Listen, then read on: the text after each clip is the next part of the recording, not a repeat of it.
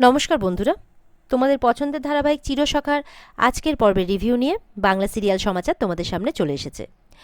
আজকের পর্বের রিভিউতে আমরা দেখতে পাচ্ছি শুরুতেই কুর্চি আর বাড়ির লোক সবাই বলছে যে এবার কোর্টের বিচারে সবটা প্রমাণ হওয়া দরকার। তখন চন্দ্র বলছে, কুর্চি রে, তুই আবার কোর্টের বিচারের কথা বলছিস? কোর্টে কি সবটা সত্যি প্রমাণ হয়? বিচারটা কি সঠিক হয়? এখন বলছে যে কোর্টের বিচারের কি প্রয়োজন, কিন্তু কুর্চি বলছে বিচার হোক, আর একটা আশা তো করা যায় যে বিচার সঠিক হতে পারে। বলছে না না, আমি আমার পরিবারকে ভালোবাসি, আমার ছেলে মেয়েকে ভালোবাসি, আমার বউকে এতটা ভালোবাসি, আমি সবাইকে কোর্টের মধ্যে নামাতে চাই না, এইভাবে বলছে আর কি। তখন তার বউ বলছে, মানে কমলিনী বলছে না, ও না শুনে তখন এই নাটক করছে, ও তার মানে তুমি আমাকে যেতে দিতে চাও না, তুমি আমাকে এই বাড়িতে রেখে দিতে চাও। দেখলে তোমা, মানে কমলিনী চায় না যে আমি এখান থেকে চলে যাই। তখন চন্দ্রের মা বলছে যে হ্যাঁ, হাজার হলেও স্বামী তো, সে যতই অন্যায় করুক যাই করুক, যাক এতদিনে যে ওর সুমতি হয়েছে এটাই আমার ঠাকুরের কাছে আমি অনেক কৃতজ্ঞ, তাই বলছে। বলছে যাই হোক বৌমা, মানুষের জীবনে অনেক কিছু ঘটে, পুরুষদের জীবনে তো অনেক কিছু ঘটে, তাই নিয়ে কি বসে ধরে থাকতে হয়? চন্দ্রের মা বলছে ও তো ফিরে এসেছে তোমার কাছে, এখানেই থাকতে চাইছে, তোমার কাছে থাকতে চাইছে, এটাই তুমি সত্যি বলে মানো না? তখন কমলিনী বলছে, বড় মাসিমা, এটাকেই কি আপনিও সত্যি বলে মানবেন? বলছে না মা, ও যদি সত্যি তোমাকে ঠকিয়ে থাকে তাহলে জেনে বুঝে তোমার জীবনে তুমি ওকে আবার কেন আসতে দেবে? যে দেখো, আমি তো অত ভালো মানুষ নই, আমার জীবনেও তেজ ধারালের অভিজ্ঞতা আছে, তাই আমি জানি এই সময় মেয়েদের কত কষ্ট হয়। কমলিনী বলছে মা তো ভুল বুঝেছেন, আমি জানি না আর কেউ এখানে উপস্থিত ভুল বুঝেছেন কিনা। তখন কমলিনী বৌদি বলছে, না আমাদের তো তাই মনে হলো যে তুমি চন্দ্রদাকে যেতে দিতে চাও না। বৌদি বলছে এইসব কিছু জেনে শুনে আমার মুখে তো কোনো কথাই আসতে চাইছিল না, আমাদের সাধারণ মধ্যবিত্তদের মধ্যে তো এটা অনেক বড় ঘটনা, আমরা তো এরকম কিছু ভাবতেই পারি না। বলছে যে আমার মনে হয় চন্দ্রদা যখন সব ভুলে তোমার কাছে আসতে চাইছেন। কমলিনী বলছে আমি এই কারণে ওকে না করেছি, যাতে মানে ওকে ধরে রাখতে পারবো না তেমনটা কিন্তু নয়, মানে ওকে আমি ধরে রাখতে চাইছি তেমনটা নয়, এই ভুলটা ভাববেন না। আমি এই জন্যই ওকে না করেছি যাতে এখনো বাইরে কোথাও না চলে যায়, কারণ ও যদি বাইরে কোথাও চলে যায় তাহলে ওকে আমাদেরকে আবার খুঁজে আনতে হবে। আমি ওকে ছেড়ে দিলেও কোর্ট কিন্তু ওকে ছাড়বে না, আমি ওর বিরুদ্ধে মামলা করব। সোহিনী বলছে আপনি কি করবেন আমি জানি না, কিন্তু আমাকে আপনার স্বামীর সাথে আলাদা করে কথা বলতে হবে যে উনি আমার স্বামীকে কোথায় রেখেছেন, আমাকে সেটা জানতেই হবে। এদিকে চন্দ্র আবার নাটক করে বলছে, আচ্ছা সোহিনী তুমি কি মনে করো আমাকে এখানে গৃহবন্দী করে রাখা হয়েছে? বলছে দেখো, আমার স্ত্রী আমাকে যথেষ্ট ভালোবাসে, 20 বছর ধরে মনে মনে আমার জন্য অপেক্ষা করেছে। কমলিনী আর কোনো কথাই না গিয়ে বলছে এবার আমি থানায় যাব। আর এটা শুনে কিন্তু চন্দ্র চমকে ওঠে। আর ওদিকে সোহিনী, মানে সোহিনীকে বলছে সে যাতে স্টেশন লিভ না করে, কারণ সে যদি আউট অফ স্টেশন চলেও যায় তাও তাকে সেখান থেকে ধরে আনা হবে। এটা শুনে সোহিনীও চিন্তায় পড়ে যায়। এদিকে এই কথা বলে কিন্তু কমলিনী চলে যাচ্ছে। তখন সোহিনীর মেয়ে বলছে ও মা, সব সত্যি কথা বলে দাও না। এটা শুনে সবাই অবাক হয়ে যায়, কমলিনীও থেমে পড়ে, দাঁড়িয়ে পড়ে। বলছে আশ্চর্য, এত বিপদে পড়লে তো আমি আসতামই না তোমার সাথে, বলে দাও না। এই বলে যখন যাচ্ছে তার মায়ের কাছে, কমলিনী হাতটা ধরে নেয়। তো কমলিনী সোহালিয়াকে জিজ্ঞাসা করছে যে তুমি কি বলতে চাও বলো। তখন দৌড়ে চলে আসে সোহিনী, এসে বলছে যে তুমি কি বলতে চাও সোহালিয়া, উনি এতদিন আমাদের সাথে হোমে ছিলেন, আমরা ওদের দেখাশোনা করেছি, মানে ডাক্তারও দেখিয়েছি ওনাকে, তো এখন কি তুমি সেগুলো অস্বীকার করতে চাইছো? কোন সত্যি বলতে চাইছো, কি বলার আছে আমাদের? এইভাবে মেয়েকে ঘোরাচ্ছে। তখন আবার কমলিনী আসে। কমলিনী এসে সোহালিয়াকে বলছে, তো বলছে যে আমাদের বাড়িতে এসেছো যখন, তখন দুপুরবেলা খেয়ে যাবে। কুর্চি বলছে বৌদি, এত কিছুর পরে তুমি ওদের খাওয়াতে চাইছো? কমলিনী বলছে দুটো মানুষকে খাওয়ালে আমাদের কিছু কম পড়বে না গো, সোহিনী খাবে কিনা জানি না, তবে সোহালিয়াকে আমি নিশ্চয়ই খাওয়াবো, তাই বলছে। চন্দ্র বলছে তাহলে কুমু সবকিছু কি মিথ্যে হয়ে গেল? কমলিনী বলছে এখানে তো মিথ্যে হওয়ার কোনো ব্যাপার নেই, কারণ 20 বছর আগেও আমার প্রতি তোমার এতটা প্রেম ছিল না যে 20 বছর পর সেটা উতলে উঠছে। বর্ষা বলছে আমাদের তো এসে যায়। কমলিনী বলছে ঠিক আছে, তোমাদের এসে যায় তো তোমরা থাকো, কিন্তু এটা তো আমার লাইফের ব্যাপার, সিদ্ধান্তটা আমিই নেব। বুবলাই বলছে তাহলে কি এখন বাড়িতে থানা কোর্ট এইসব হবে? প্রয়োজন পড়লে হবে, কমলিনী বলছে। বুবলাইকে বলছে তুমি যে বাড়িটা নিয়ে এত কথা বলছো, এই বাড়িটা তো তোমার নয়। হ্যাঁ, আজ আমি এটা বলতে বাধ্য হচ্ছি যে এই বাড়িটা কিন্তু আমার। বলছে যে তোমাদের মানে নতুন ঠাকুরবউ তখন ভদ্রতার খাতিরে তোমাদের ঠাম্মিকেও বাড়িটা লিখে দিয়েছিলেন, কিন্তু তোমাদের ঠাম্মি সেটা দানপাত্র করে দিয়েছেন আবার ওনাকেই, তো আমি সেটা ফিরিয়ে দিলেও সেটা উনি নিতে চাননি, তাই এখনও বাড়িটা আমার নামেই আছে। তখন যদি তোমার ঠাম্মির নামে না করে শুধু আমার নামেই করা হতো তাহলে অনেক কথা উঠতো সেইটা নিয়ে। নতুন বলছে যে তখন মনে হয় আমার একটা ভুল হয়েছিল, আমি এখন যেটা আমার ভুলটা সংশোধন করব, যে এই পুরো বাড়িটা আমি এখন তোমার নামে লিখে দেবো, আশা করবো এখন তোমার আর এই বাড়িটা নিতে আপত্তি হবে না। কমলিনী বলছে এইসব ব্যাপার নিয়ে আমরা পরে কথা বলবো। এদিকে বাবিল বলছে আমার তো পায়ের নিচ থেকে মাটি সরে যাচ্ছে, আমার আর ভালো লাগছে না এইসব কিছু। তখন তার মানে হবু বউ আর কি, মানে মিতিল বলছে তো মিতিল বলছে যে তুমি তো জানতে যে তোমার বাবা বেঁচে নেই। বলে হ্যাঁ, যদি বাবা মারা যেতেন তাহলে সেটা বেশি সম্মানের হতো আমার কাছে। এখন যদি আমি জানি যে আমার বাবা অসামাজিক কাজকর্মের সঙ্গে যুক্ত আর ওই মহিলা আমার বাবার স্ত্রী, আমি সেটা তাহলে মেনে নিতে পারবো না। সোহিনী বলছে কি বলছো তুমি, যাকে তাকে আমার স্বামী বানাচ্ছ কেন? এমনিতে আমি আমার স্বামীর মৃত্যুর খবরটা পাইনি এখনো পর্যন্ত ঠিক করে। কমলিনী বলছে এই কথাগুলো আপনি এখন বলে কিন্তু পার পেয়ে যাচ্ছেন, কিন্তু কোর্টে কিন্তু পার পাবেন না, তাই এখন থেকে সত্যি কথা বলাটা অভ্যেস করুন।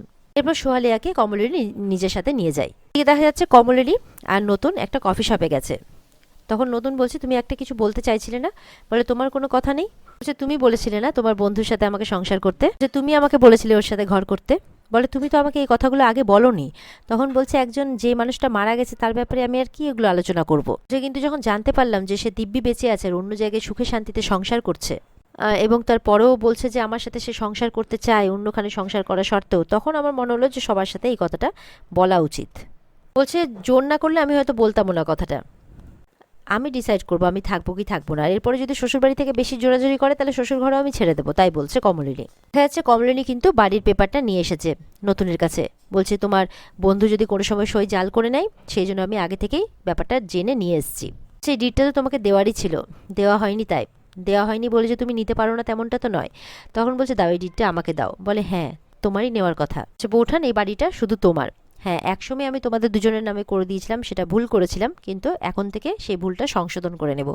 এই বাড়িটা শুধু তোমার। কমলিনী বলছে আমি কিন্তু কাউকে বাড়ি থেকে বের করতে পারবো না। বলে আমি জানি যে তুমি বাড়ি থেকে কাউকে বের করতে পারবে না, আর আমি চাইও না যে তুমি বের করো, আমি চাই তুমি রেখে দাও সবাইকে। বলছে এদেরকে বাড়ি থেকে বের করে দিলে যাবেই বা কোথায়?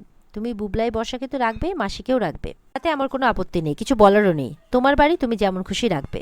যে আমি চাই তুমি ওপরে থাকো আর ওরা সবাই নিচতলায় থাকুক, তুমি কারোর সাথে নিজেকে জড়াবে না, তুমি আলাদাই থাকবে ওপরে। আর তোমার মাসির ছেলে? বলে কি বলবো বৌঠান, আমার কিছু বলার নেই। কমলিনী বলছে এই বাড়িটা তোমার নামে ছিল, তোমার নামেই থাক। নতুন বলছে আমি কোনোদিনও তোমাকে কিছু দিতে পারিনি, তাই এটা আমি তোমাকে দেবো। বলছে তুমি ছাড়া আমার কাছে এই বাড়ির কোনো ভ্যালু নেই, তুমি ছিলে তাই বাড়িটার ভ্যালু ছিল আমার কাছে। তুমি যদি এই বাড়িতে না থাকো আমি আসবোও না, তুমি যদি বাড়িতে থাকো তাহলে আমি মাঝে মাঝে আসবো। বাড়ি যদি আমার নামে থাকে তাহলে তোমার এই বাড়িতে থাকা নিয়ে অনেক কথা হবে, সেটা আমি চাই না। এই সমস্ত কথা হওয়ার পর কমলিনী বলছে আর তোমার বন্ধুর সাথে সংসার, সেই ব্যাপারে কি বলবে? বলে সেটা কি বলবো, সেই ব্যাপারে আমার কিছু বলার নেই, আমাকে ক্ষমা করো। চন্দ্র বলছে আমি কিন্তু একবারও বিশ্বাস করিনি চন্দ্রের কথা। ফলে আমিও করিনি। তুমি কি ভাবছো ছেলে মেয়ে বউনি সংসার করতে এসেছে? না, ও ঋণের দায়ে আছে, তাই ও টাকা জোগাড় করতে এসেছে। ওর স্মৃতিটিও কিচ্ছু হারায়নি, ও দিব্যি আরেকটা জায়গায় গিয়ে সংসার করছিল।